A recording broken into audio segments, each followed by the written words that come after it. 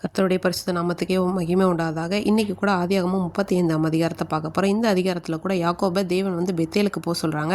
பெத்தேலில் போய் இவர் என்ன பண்ணுறாரு, ஒரு பலிபீடத்தை உருவாக்குறாரு. அடுத்ததாக இவங்களுடைய பிரயாண விவரங்களை பார்க்கலாம். அதில் ராகேலுக்கு ஒரு குழந்தை பிறக்குது இந்த அதிகாரத்தில். அடுத்ததாக ஈசாக்குடைய மரணமும் இந்த அதிகாரத்தில் சொல்லப்பட்டிருக்கு. இன்றைக்கான அதிகாரத்துக்குள்ளே போகலாமா? இப்போ ஏசப்பா யாக்கோபை பார்த்து சொல்கிறாங்க, நீ எழும்பி பெத்தேலுக்கு போ, நீ அங்கே குடியிருந்து நீ ஏசாவுக்கு விலகி உன்னப்போ உனக்கு தரிசனமான ஒரு தேவனாகிய கர்த்தர் நாளிலே எனக்கு ஒரு பலிபீடத்தை நீ அங்கே உண்டாக்கணும்னு சொல்லி உடனே யாக்கோபு என்ன பண்ணாரு, அவங்க வீட்டில் உள்ளவங்க எல்லாரும் என்ன பண்ணுறாங்க, கூப்பிட்டு முதலாவது உங்ககிட்ட இருக்கிற எல்லா அந்நிய தெய்வங்கள், அதுக்கப்புறம் அதையெல்லாம் விலக்கி போடுங்க, உங்களை சுத்தம் பண்ணி கொள்ளுங்க அப்படின்லாம் சொல்கிறாங்க. நம்ம என்ன பண்ண போகிறோம், உங்கள் வஸ்திரங்கள் எல்லாம் மாற்றுங்க, உங்கள் துணியெல்லாம் மாற்றுங்க, நம்ம பெத்தேலுக்கு போக போகிறோம் அப்படின்னு சொல்லிட்டு அவர் ஒரு வார்த்தை அழகாக சொல்கிறாரு. எனக்கு ஆபத்து நேரிட்ட நாளில் என் விண்ணப்பத்துக்கு உத்தரவு அருளி செய்து நான் நடந்த வழியில் என்னோடே கூட இருந்த தேவனுக்கு அங்கே ஒரு பலிபீடத்தை உண்டாக்குவேன். ரொம்ப அழகாகவே இந்த வசனத்தை சொல்லியிருப்பாங்க. அடுத்ததாக உங்ககிட்ட இருக்க எல்லா அந்நிய தேவர்கள் விலக்கி போகணும்னு சொன்னதால எல்லாரும் என்ன பண்ணுறாங்க, அதெல்லாம் கொண்டு யாக்கோபு கிட்ட கொடுக்குறாங்க. அதெல்லாம் ஒரு கர்வாலி மரத்தின் கீழே இவங்க புதைச்சி போட்டு பிரயாணத்துக்காக புறப்படுறாங்க. அவங்கள சுற்றியும் சில குறிப்பிட்ட பட்டணத்திலலாம் இருப்பாங்களே, என்ன இவங்க இவ்வளோ நாள் இருந்தவங்க எங்கேயோ போகிறாங்க, ஒருவேளை சில பேர் அவங்கள தொல்லை பண்ணணும்னு நினச்சிருந்துருக்கலாம், பின் தொடரலான்னு நினச்சிருந்துருப்பாங்க. ஆனால் தேவனாலே அங்கே ஒரு பயங்கரம் உண்டானதுனால அவங்களால பின் தொடர முடியலை. ஏசப்பா அவ்வாறு பாதுகாத்தாங்க.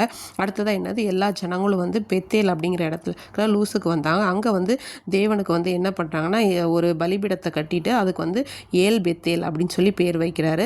அடுத்ததாக பார்த்தோன்னா யாக்கோபுக்கு ஏசப்பா திரும்பவும் என்ன பண்ணுறாங்கன்னா, தரிசனமாகி அவர் ஆசீர்வதிக்கிறார். இனிமேல் உன் பேர் யாக்கோபு இல்லை, உன் பேர் இஸ்ரவேலு அப்படின்னு சொல்லிட்டு பேரிட்டு அவரை சொல்கிறாங்க, நான் சர்வ வல்லமை உள்ள தேவன், உன்னிடத்துல ராஜாக்களும் பெரிய ஜாதிகளுமே புறப்படுவாங்க, உன் சந்ததியில் ராஜாக்கள்லாம் பிறப்பாங்க, நான் ஆபிரகாமுக்கும் ஈசாக்கும் கொடுத்த தேசத்தை உனக்கும் உன் சந்ததிக்கும் கொடுப்பேன் அப்படின்னு சொல்லிட்டு ஏசப்பா பேசிட்டு கடந்து போகிறாங்க.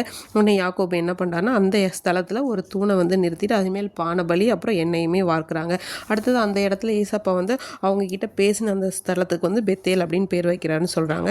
அடுத்து கொஞ்சம் தூரம் அப்படி போகும்போது என்ன ஆகுதுன்னா, ராகேலுக்கு பிரசவ வேதனை உண்டாகி ஒரு குழந்தையை பிறக்கிறாங்க. ரொம்ப கடுமையான பிரசவ வழியாக இருந்தது. இப்போ ஒரு புத்திரன், ஒரு குமாரன் பிறக்கிறாங்க. அவங்க பேர் பெனோனி அப்படின்னு சொல்லிட்டு அவங்க மரண தருவாயில் பேர் வைக்கிறாங்க. ஆனால் யாக்கோபு பென்யமீன் அப்படின்னு சொல்லி பேர் வைக்கிறாங்க. அடுத்து ராகேல் மரித்து போகிறாங்க. அவங்கள வர வழியில் அடக்கம் பண்ணிடுறாங்க. அடுத்ததாக என்ன ஆகுதுன்னு சொல்லி பார்த்தோன்னா, இந்த அதிகாரத்தில் அவங்களுடைய குமாரனுடைய விவரங்களும் கொடுக்கப்பட்டிருக்கு. யார் யாருக்கு யார் யாரெல்லாம் பிறந்தாங்கன்னு சொல்லி. கடைசியாக ஈசாக்கு மரித்து போகிறாரு.